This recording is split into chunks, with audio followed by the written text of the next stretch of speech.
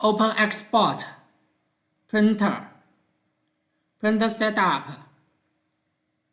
Click Preview to preview the file.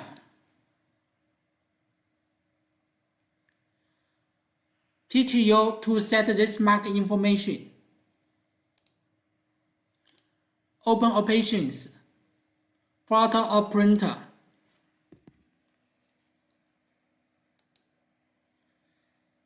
Take off the information you want.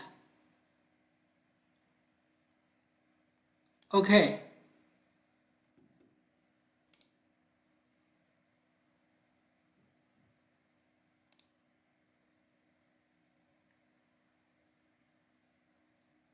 Click Printer.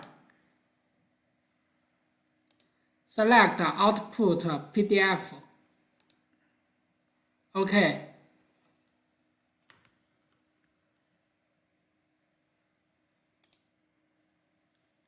Write the file name.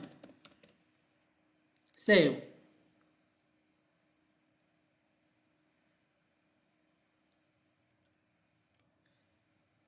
The PDF file is saved. Thanks for watching.